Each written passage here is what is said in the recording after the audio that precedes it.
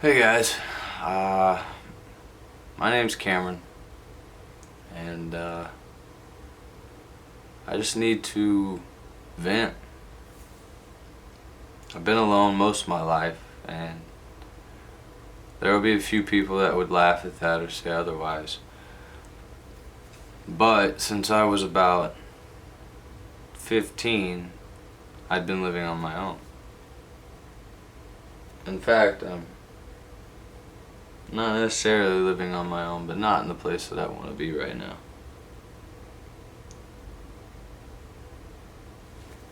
And that's all what my story is going to be. How did I end up in what I would call now the lowest part of my life?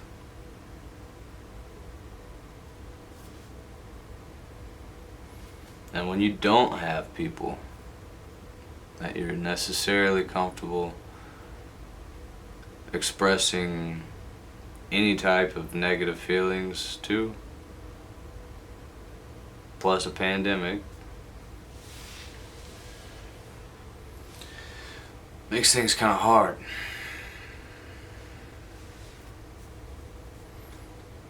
So I had an idea. What if I told you? If you listen. I don't know if anybody will. Maybe this will just help so I can get it to somebody. But in order for me to tell you what's going on in my life right now, I have to start somewhere. No better place to start than the beginning. I was a military brat, born at Eglin Air Force Base, Florida. I lived there long enough not to remember any of it. I don't know where we moved after that. So long. San Antonio or Houston? San Antonio. Maybe. I can't remember. San Antonio, final answer. I'm pretty sure we moved to San Antonio. We lived there for a while. Pretty much the same time when we moved back to Texas, my parents split up. So before I could realize who my parents were, they were divorced. But I had a reasonably fun childhood. It wasn't super depressing. That's not what all this is going to be. But they split up, so every couple of days or every week or so I'd go to my dad's and spend some time with him. And the primary thing I remember about spending time with him, probably throwing the football, and with him was throwing the football. After that, then I was normally running around with friends in the neighborhood. But that's where he found me, popping willies, which that's a story for later. But anyways, so I grew up in Texas primarily, just in a whole bunch of different places, different cities, towns. After a while, my mother met a man. His name was Daryl, and Daryl starts what would be, I think, a 6-year marriage, if I'm correct, for them. I cannot recall. However, this guy was a good guy. He was quiet. He was a hard worker. He listened. Most of the times when somebody's quiet, they listen. Not all the time, but most cases. This guy heard things that you wouldn't understand people would hear, and I don't know how to make that make sense, but I'm not necessarily speaking about physically hearing something. It's being able to read into a situation correctly, consistently, is what that person could do. He was good with his hands, a woodworker, taught me quite a bit. Like I said, a good person. They were married for 6 years. Things they didn't ended up working out, obviously, but while I was in that childhood with that family, I found video games. And oddly enough, it was because of my dad. When I was hanging out with my dad, my actual father, when I was at his house, we'd play little games. Like I had the Nintendo and no, I didn't have Sega. PlayStation, a Dreamcast, all those things. Regardless, I had those. I'd play all those little games, wrestling and football and Mario Kart. And finally my dad comes to me and he's like, here, try this game. It's Command and Conquer. And I was like, oh, this is kind of cool. Had a completely different look, completely different feel. Easy enough to just build as many troops as you possibly can and overwhelm some people that are surprised by it because they're not used to a kid playing a video game. So I did I did surprise a couple people and won somehow online, but I quickly dropped it because once I realized that there was a lot more strategy than I was ready to take on, I bailed out of that game. And my dad realized that. But the next game he showed me was Halo. Halo on the PC. Now, the cover of this game looked identical to what Command and Conquer was. So I almost discarded it. I didn't really want to play it. Except I didn't do any of that because that's not what type of person I am. I, in my mind, made up that I was probably not going to like this game, but I'm definitely nice enough to listen. If somebody's willing to give me something to try, I'll try it. Ended up being, still to this day, my favorite series of all time. There are plenty of great games out there, but there is nothing like the evolution that game caused. You wouldn't play Call of Duty today if it wasn't for Halo, because Halo said this is what you do and this is how you do it. Now, they didn't do it completely right. Nobody really did it completely right. Halo had a ranking system that made it to where you actually had to be good to get a rank, not just play and you get XP. So a lot of people failed there, but it's coming back. But yeah, I got Halo 1. I got really into that thing.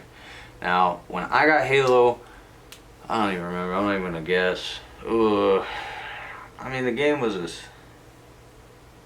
Either way, it came out before Xbox. I had a little sister, and before all of the internet came along, really, I was streaming for her. I'd play the video game. I didn't necessarily hate it or love it. There were times I absolutely loved it. There were times I absolutely did not want her to be there because I really wanted to go get into the lobbies that I wasn't supposed to be in and do all the trick shots and hear people talking about things that I was too young to necessarily hear about, but enabled me to learn at an alarming rate because I wasn't just in there to do stupid stuff. I had no interest in doing the stupid things, actually. I didn't care to shoot the rockets around the trucks.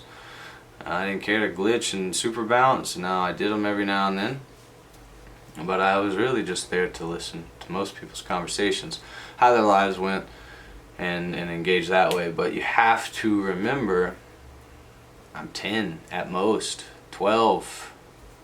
I was young, and most people playing those games were closer to 18 to 20s, mid 20s, close to 30s. But that's really where I fell in love with the game, because Halo, and then streaming it for my sister, who literally sit right behind me. She'd sit right there, and then I would play, and anytime I'd die or I'd kill somebody, I'd make a funny noise or I'd do something fun, and she'd get a kick out of it. And she's not supposed to be watching the game. I'm not supposed to be playing it. It's rated R or rated M, but we're allowed to because my parents realized I'm a babysitter at that point. But I fell in love with it. Halo on the PC. Then they make the Xbox and I get into Halo 2, and it's just the greatest thing. It is breathtaking. Multiplayer online. You could easily traverse whether or not you were in a clan, your friends list, what game you're on, whether or not you wanted music playing in the background. There were a lot of crazy things, unthinkable things. They're not unthinkable now, but when we were playing, we blew on things you weren't supposed to blow on to make it work, and it made it work. Past that, you turn it on, and you got lucky if your save actually saved. That's all. So when we were jumping into a world of, now it's not a single player game, you can't just beat it and be done with it. You're not worried about saving necessarily. It's now turned into an arena, a 1v1. Who's better at this game? Who is the best at this game? And not only that, like, how consistently better can you be at the game? I was playing, and I end up meeting, I'm pretty sure it was Blaine. Now, if you watch this, and you might, I'm 99% sure Blaine was the one that I met first. I had no idea what game, but we ended up talking to each other in the party because I was smart enough to communicate what I was doing, and he was smart enough to communicate what he was doing in order for us to have a common goal of win the game and to accomplish it. So he knew I was young. He had a rough brother, or the roughest, and wanted to bring me into their clan because I had clans in this, and then you could go do big clan battles and you could play as a team. And he wanted to bring me in so I could play because I help and I listen and I pay attention, regardless how young I was. He knew I was young. I couldn't tell you how old they were. They were mid-20s, maybe, late 20s, and I'm 12, maybe. So I hop in there. I got this 12-year-old voice. I got nothing going for me, but I barely talk. I told you that. I listen. And so I hop in there, and there's a couple of games go by where I had been asked about, actually at the very beginning when I hopped in, and it kind of got pushed to the side like, no, he's good, he's my boy. And so I get a couple games in, and I hadn't really said anything yet. And then a game in there, I get asked a question by a guy named Methodical, or no. What's his face at that point? What's his face? And he asked me a question about what I was doing. I believe it was something about a sniper rifle, because that's all I really wanted in the game, was a sniper. So I'm pretty sure he was asking me where I was going, or if I was getting the sniper, or who's getting the sniper, or do we have a sniper? And I spoke up. And he didn't lose his shit, but he was like, what the... I was expecting that this was a group of 20 or plus old people, and we're talking about drugs, doing shit, stealing shit, beating each other up, fighting, and cuss words, and it's not even necessarily that it would even be bad in today's standards to talk about or hear.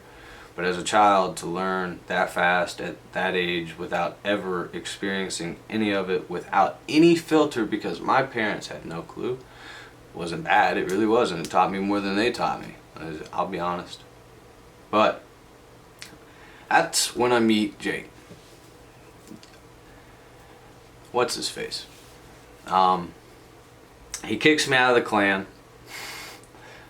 His brother talks him into letting me back in, and I don't care to do the math on camera. If I was close to 12 years old, it's 2020 now, I'm 28 years old this year. I don't know.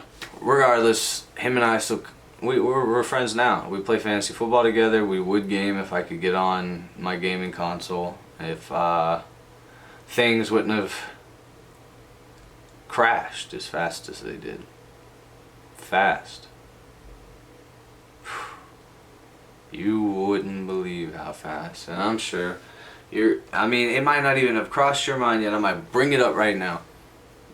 How the hell can I be talking about I am at the lowest point in my life and I have a camera to record this cool chair, a big TV behind me, a mini fridge, I got 2 monitors, one's a TV, I'm not gonna lie.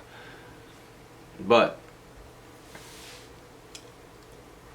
I'll tell you in due time on how I achieved to get the things that I got, and why I got the things that I got, how I got them,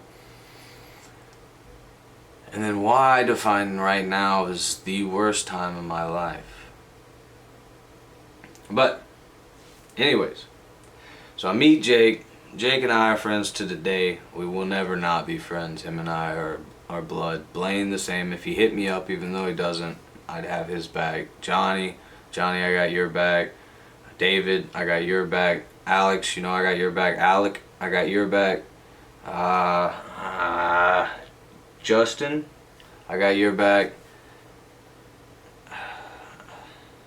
Beeman don't need my back, but I got you. I can't remember all the crew all the time. Rig, if you ever watch this, I got your back. Kicker, you idiot. You're an idiot, man. Without us knowing it, you and I could have been really good at some fucking online league. If it would have been something, if online gaming was a thing, if tournaments were going around, him and I were just almost completely unstoppable in team duos and Halo. It isn't like I'm just gonna keep talking about it because I'm gloating about it. Him and I, pretty much because we were both really, really high caliber players. I could just count on him to get the kills, and he would. If we're down by 3, I'm dead, and then if he dies one more time, we lose. Like, we got to get 3 kills, so we have to kill 2 of them. They have to respawn, and we have to kill another one again before we die. And I can expect him to take care of that scenario, and he could expect me to take care of it. But that guy, he got lost in life a lot faster than I got lost. I don't know the full extent, so I'm not going to speak on it. I would never. But I got your back if you ever need it. God damn you, kicker. Man, that brought up some memories. The wig splitters. We were the wig splitters. Many different kinds of logos, color combinations. I'm pretty sure you could make your own. But those were good times. That's where I met them. So I got into Xbox, I got into online gaming then, and things kind of took off. I gamed every day. Gaming was the center point of my life. I was really good at first-person shooters. I was really good at sports games.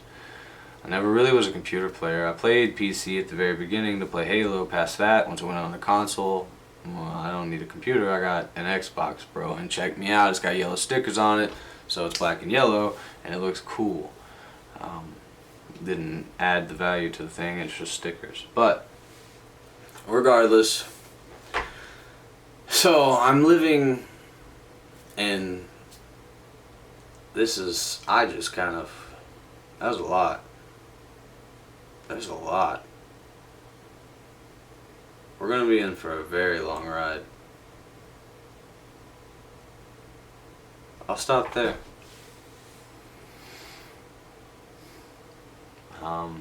If anybody that watches this ever needs to talk, ever just wants to vent, and it might not be directly to me, and it might not need to be, and that might not be what I mean even. I just simply mean if you are ever in a spot to where you feel so isolated, so alone, for whatever reason, hop in here and talk to me.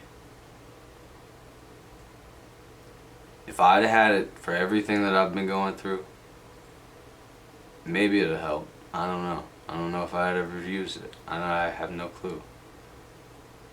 But that's where all this is coming from. I want to put this together so then that people can hopefully feel a little less alone. And if you join me, then you join me.